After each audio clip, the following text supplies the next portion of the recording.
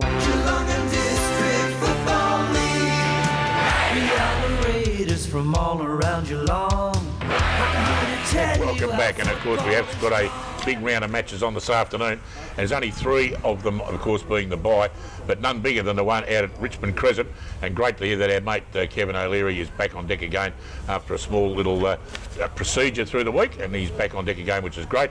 The East Geelong Eagles will be sitting up there in the timekeeper's box, taking on the Geelong West Cheetahs. And well, Geelong West Cheetahs definitely improved this year, Eric, and East Geelong with a couple of new recruits, which we read about in the paper through the week, could be interesting all day. Absolutely, Dick, and this is a huge game for both clubs because East Geelong 5th currently, 6 wins, 4 losses. West Geelong 6th at the moment, 5 and 5, and what a huge game for both of them. East been in a good run of form recently.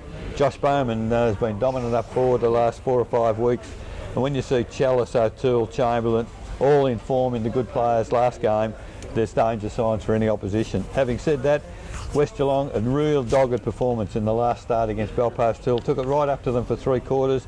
Unfortunately, in the last quarter they kicked 1 point to 1 goal 8, and Belfast Hill able to get the win. Harrison showed some value, 3 goals out of the 6 for the day.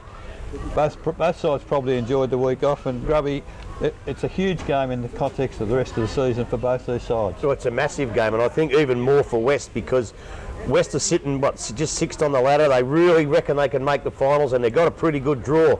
But what they've got to do is not just this game's not just for the 4 points. They've got to prove to some people that they can beat sides above them. Because if they can't beat sides above them, there's not much point making the finals and getting belted out. And East Geelong, at the moment, are going to be one of those sides that are just in front of them. Not quite sure whether they can actually beat East Geelong, because East Geelong had a pretty poor start to the season. And all of a sudden, after some suspensions and some injuries, they got all their players back. The last time we saw them, they were very, very good.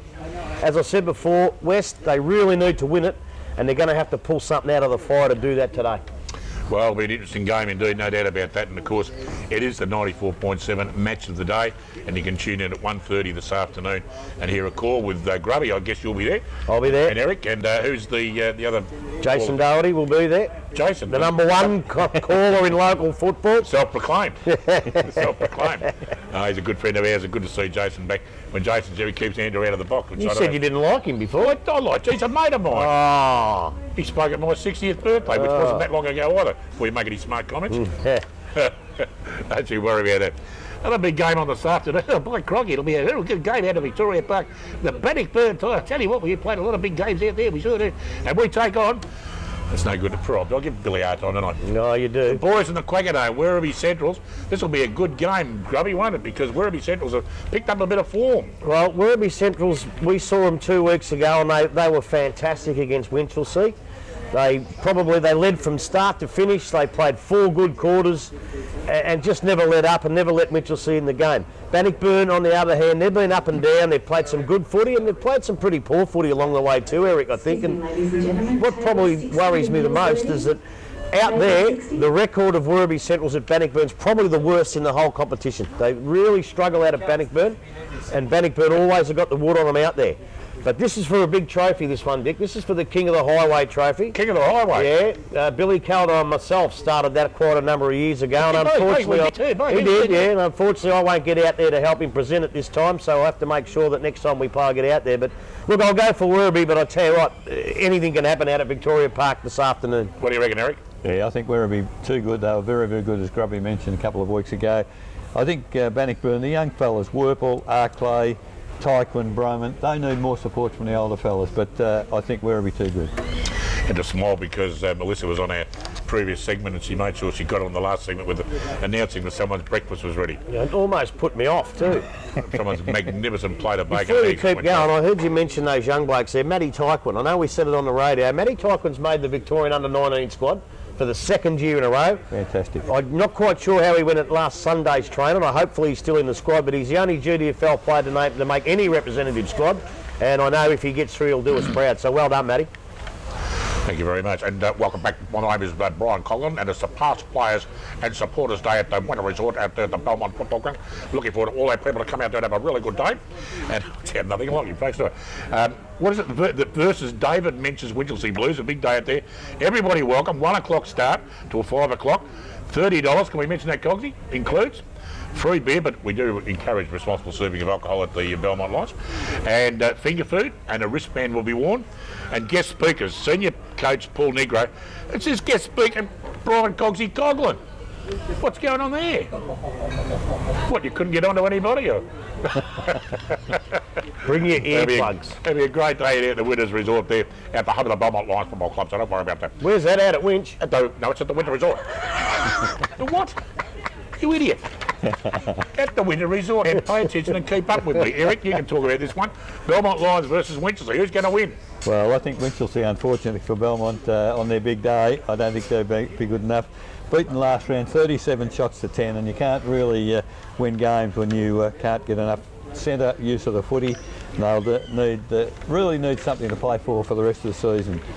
Winch outplayed last game at Werribee. They need their good players back, and rumour has it Van der Klooster, Grubby, might be back today. He'd be a huge inclusion for them. And I think on the smaller ground, it'll suit him and Mensch coming back from injuries to, they probably play pretty well. Winch are in the same boat as Bannockburn. Need to win today to have any sorts of playing in the finals, and I think they'll keep that hope alive. Well, I think if they're out, if they lose today, that's the finish of them. Yeah. We've already discounted a couple of sides, and even if Bannockburn to lose today, they might be in trouble too. But look, Winch didn't show us too much 2 weeks ago. I know Werribee played very good footy, but Winch really struggled. Belmont, well, they've had an up and down season too. They've won a couple of games. They played pretty well against Corio. I tell you what, in front of the Cogsy and Popey and Fergie and all those blokes, I reckon they'll bring home the bacon, the Belmont Lions. Oh, jeez. Well, I've got to tell you, folks, with this big past players day, you're going to love this, Grubby, but there's a timetable here, what goes on. Now, at half-time, Cogsy's the guest speaker. Dave Ferguson comes on at 5:30 as guest speaker. D. Kelly at 6 o'clock. You wait for this one.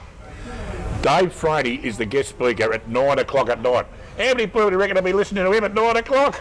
Well, no one ever listens to Dave Franey at any given time, really. But at 9 o'clock, everyone will be gone home at 9 o'clock. Oh, God. They'll be rotten and gone home. Gone home or gone to sleep. That's got to be the... And I'll tell you what, it's a little bit late for Cogsy, 3 o'clock too. He'd have had a few by then, don't worry. Yeah, well, Cogsy's a half-time entertainment.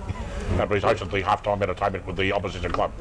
He does that at half-time. Now, on the Sunday, is this right, Cogsy? You've got a Legends game. No Legends game. So this is written on here. Oh, just blew that again, folks. Unbelievable. Unbelievable. That's it for about another show. Eric, enjoy your day out there this afternoon at Richmond Crescent. Only be half a day, but I'll certainly look forward to it, Dick. And it's always lovely going out there for Mrs. O'Leary's magnificent breasts of chicken sandwiches. No comment, Eric, fair enough. And Grubby, you'll have an enjoyable day there, mate. Always have a wonderful day out at East, always. You'll have Scrunchy yelling at you and KO yelling out from the timekeepers. No, actually we're out, we go over the other side of the ground, so we're right away from everybody. Right away from all the lunatics, so that's very good. Long walk for lunch, but still. Have a great day anyway, guys. And of course, you'll catch all the action on 94.7 The Pulse, 1:30 this afternoon. Thanks for your company. Stay tuned for Darryl and the boys on the footy show. Don't worry about them. All again next Saturday morning from Buckley's Entertainment Centre.